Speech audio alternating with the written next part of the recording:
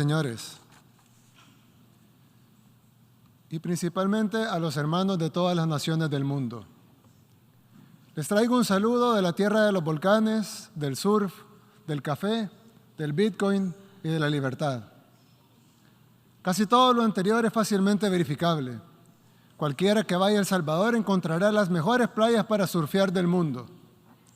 Volcanes por todas partes, un café increíble, podrá caminar con paz y tranquilidad por cualquier rincón de nuestro país y especialmente encontrará un pueblo unido luchando por su libertad. Y eso es precisamente lo que vengo a hablar en este podio, en la Asamblea General de las Naciones Unidas, de libertad. La que añora mi pueblo y la que añoran todos los pueblos del mundo. Y es que libertad es una palabra que se dice muy fácil, pero que requiere de lucha, perseverancia y muchos sacrificios para que sea verdadera. La libertad de escoger hacia dónde vamos y cómo lo queremos lograr. La libertad de definir nuestro camino como seres humanos. Pero para ser libres, como mucho de lo que nos define, depende de cómo nos ven los demás, pero principalmente de cómo nos vemos a nosotros mismos. Por lo tanto, además de decidir que queremos ser libres, es requisito indispensable que los poderosos respeten nuestra libertad. Yo vengo de un pueblo que durante mucho tiempo se vio a sí mismo como menos que los demás. Vengo de un pueblo donde nunca habíamos tenido el valor de tomar nuestras propias decisiones. Vengo de un pueblo donde nuestro destino siempre fue controlado por otros.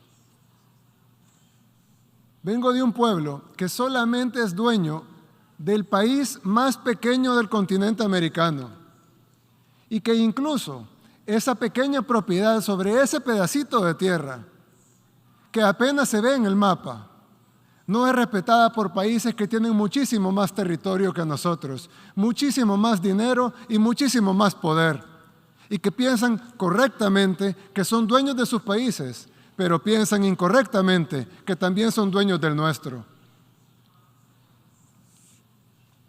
Y es que un grupo de países poderosos no solo tienen mucho más que todos los demás, sino que también creen que son los dueños de lo poco que tenemos los países que no somos poderosos.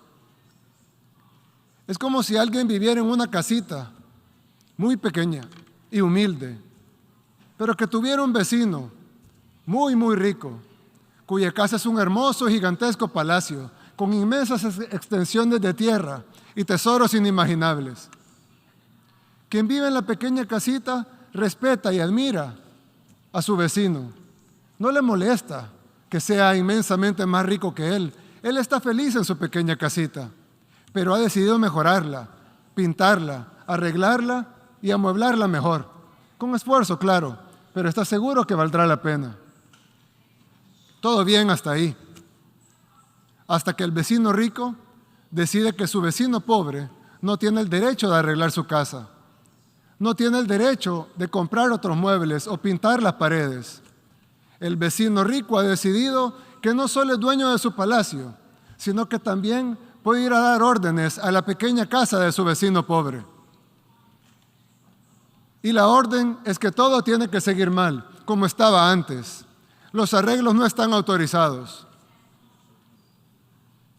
El vecino pobre no tendría por qué adversar a su vecino rico. No tiene por qué envidiarlo o aspirar a tener lo que el vecino rico tiene. No tiene por qué pretender que irá a su palacio a darle órdenes o a exigirle que cambie el color de su mármol. Pero el vecino pobre sí debe tener al menos el derecho de limpiar su casa, pintar sus paredes, cambiar sus muebles, sembrar flores en su jardín y cambiar su techo por uno que no tenga goteras y que lo proteja de la lluvia. Eso no puede molestar al vecino rico.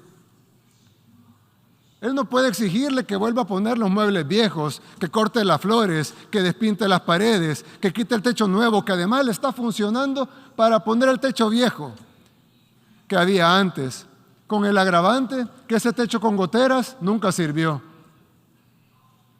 El vecino rico no tiene ninguna autoridad para exigirle a su vecino pobre que regrese al pasado, porque no tendría por qué pretender mandar en casa ajena. En segundo lugar, porque ese vecino pobre ya intentó seguir las órdenes de su vecino rico y no le pudo haber ido peor. Y en tercer lugar, porque lo que está haciendo está funcionando por primera vez. ¿Por qué debería su vecino obligarlo a regresar a como estaba antes? ¿Con qué objetivo? ¿Para lograr qué? ¿Acaso no debería estar feliz que su vecino pobre esté un poco mejor que antes? Por eso digo que la libertad es algo por lo que aún luchamos en nuestro país, en El Salvador.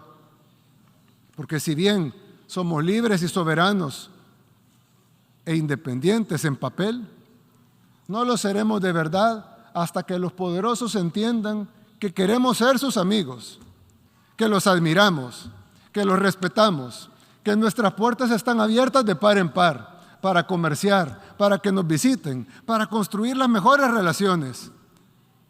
Pero lo que no pueden hacer es venir a mandar a nuestra casa.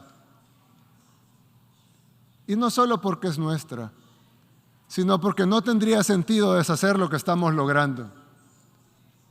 En poquísimo tiempo, El Salvador ha pasado de ser el país más peligroso del mundo, literalmente, el país más peligroso del mundo, a estar en camino a ser el país más seguro de América.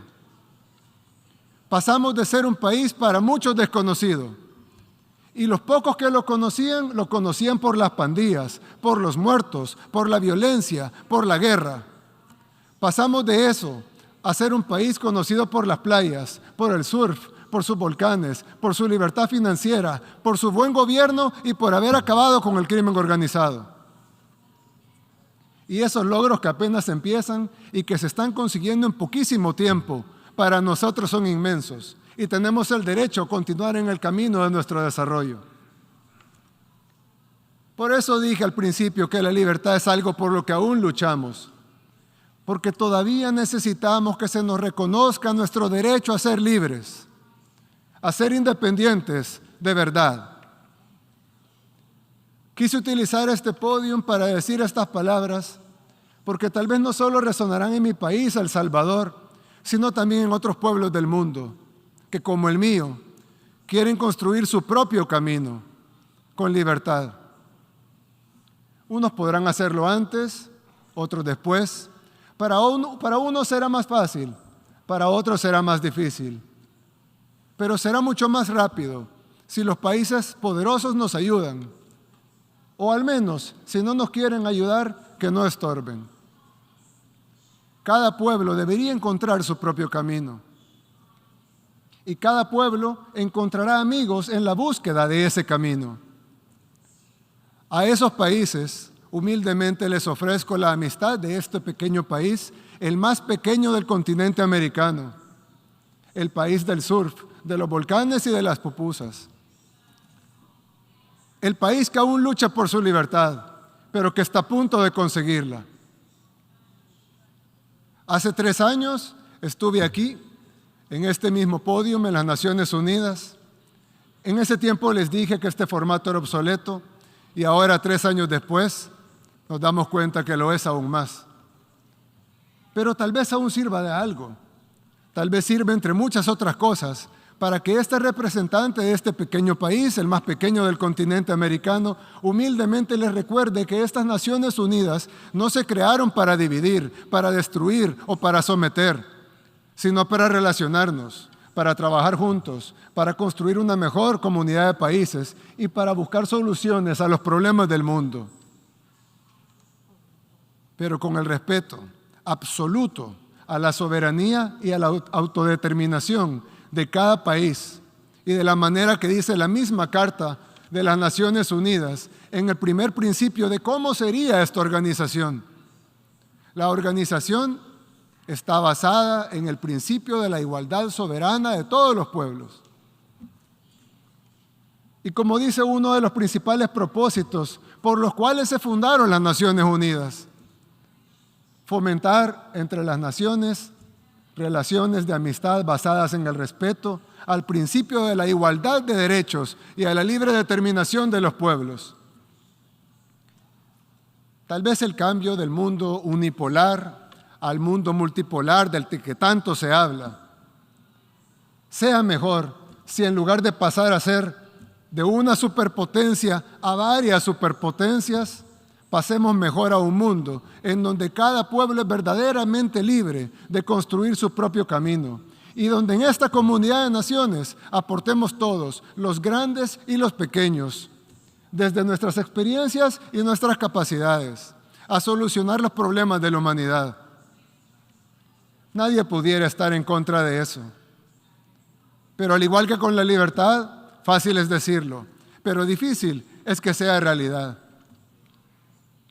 Vine hasta acá a pararme en este podio, en un formato en el que ya no creo, para decir algo que lo más probable es que de todas maneras no cambie la forma de que los países poderosos ven a los demás, pero tal vez sí cambie la forma en que los países en vías de desarrollo nos vemos a nosotros mismos. Si después de estas cortas palabras he logrado algo de eso, o al menos que un puñado de individuos que se verán a sí mismos con respeto y que sepan que son capaces de construir su propio camino, entonces valió la pena venir hasta acá, a hablar en este formato obsoleto. ¿Y quién quita? Tal vez con el tiempo, tal vez surgen otras naciones, surgen otros pueblos que también decidan luchar por su libertad. Y entonces, las Naciones Unidas habrán vuelto a ser relevantes, al menos para este humilde servidor. Muchas gracias y que Dios bendiga a todas las naciones del mundo.